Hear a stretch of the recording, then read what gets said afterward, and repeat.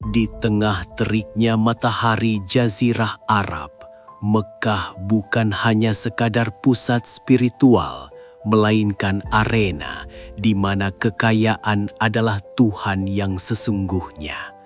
Bagi para saudagar Quraisy, setiap keping emas dihitung dengan teliti dan setiap transaksi harus menghasilkan laba berlipat ganda. Di mata mereka, kehormatan diukur dari seberapa banyak budak yang kau miliki dan seberapa berat kantong uangmu. Namun, di tengah hiruk-pikuk keserakahan ini, ada satu transaksi aneh yang membuat seluruh pasar tertawa. Sebuah jual beli yang menurut logika pedagang adalah kerugian total, kebodohan yang nyata, dan kehancuran finansial. Di pinggiran kota yang sunyi, jauh dari kenyamanan tenda pasar, sebuah komoditas sedang diuji kualitasnya. Bilal bin Robah, seorang budak Habsyi, sedang dipanggang di atas bara pasir yang membakar kulit. Batu besar menindih dadanya, meremukkan tulang rusuknya, membatasi setiap tarikan napasnya. Bagi tuannya, Umayyah bin Khalaf, Bilal tak lebih dari alat yang rusak, sebuah aset yang membangkang dan tak bernilai lagi. Satu-satunya kata yang keluar dari bibir kering Bilal hanyalah Ahad. Ahad, sebuah proklamasi tauhid yang semakin membuat tuannya murka karena merasa kepemilikannya ditantang oleh Tuhan yang tak terlihat. Lalu datanglah Abu Bakar, bukan sebagai panglima perang yang membawa pedang, melainkan sebagai saudagar yang membawa penawaran. Ia melihat Bilal yang sekarat, namun ia tidak melihat kerugian. Ia melihat permata yang sedang diasah.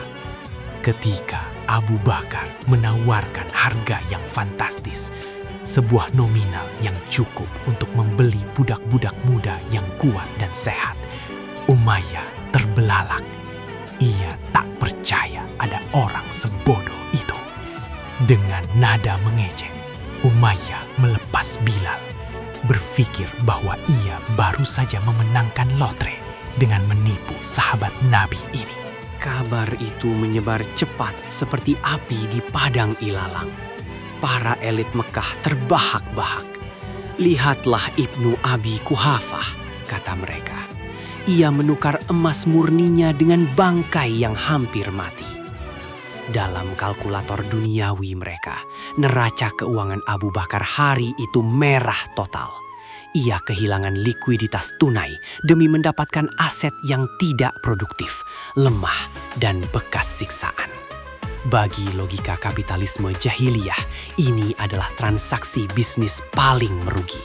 Sebuah kegagalan investasi yang memalukan bagi seorang pedagang senior sekelas Abu Bakar.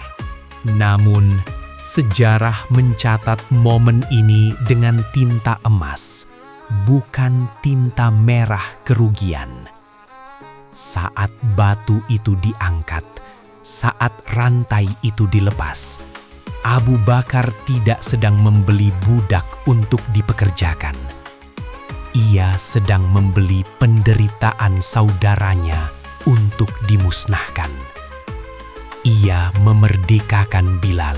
Seketika itu juga, tidak ada kontrak kerja, tidak ada utang budi. Yang tersisa hanyalah persaudaraan yang setara.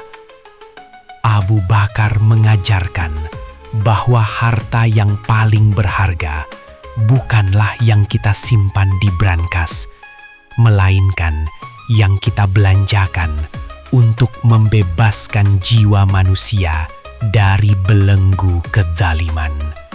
Apa yang ditertawakan penduduk bumi justru dipuji oleh penduduk langit. Abu Bakar tahu ia tidak sedang bertransaksi dengan Umayyah. Ia sedang berbisnis langsung dengan Allah. Allah mengabadikan momen ini dalam Al-Quran, Surah Al-Lail, memuji orang yang menafkahkan hartanya untuk membersihkan jiwanya, tanpa mengharap balasan dari siapapun, kecuali mencari keridhaan Tuhannya yang Maha Tinggi. Abu Bakar membeli surga dengan harga budak. Ia menukar emas yang fana dengan kemuliaan yang abadi. Dan lihatlah return on investment dari transaksi yang katanya merugi itu. Budak yang sekarat itu kelak menjadi suara paling lantang dalam Islam. Bilal bin Rabah yang dulu diinjak di pasir, kini berdiri di atas atap Ka'bah, mengumandangkan azan kemenangan Fathu Makkah. Suaranya menggetarkan hati jutaan manusia hingga akhir zaman. Investasi Abu Bakar tidak hanya kembali modal, tetapi menghasilkan dividen pahala yang mengalir deras setiap kali nama Allah dikumandangkan di seluruh penjuru dunia melalui syariat azan. Kisah ini menampar logika kita tentang untung dan rugi. Seringkali kita takut kehilangan harta untuk kebaikan, padahal itulah satu-satunya harta yang benar-benar kita miliki selamanya.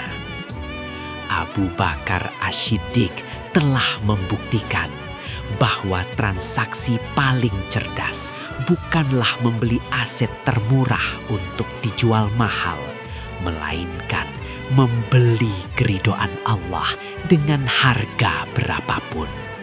Karena di mata Allah tidak ada pedagang yang bangkrut selama ia berniaga di jalannya.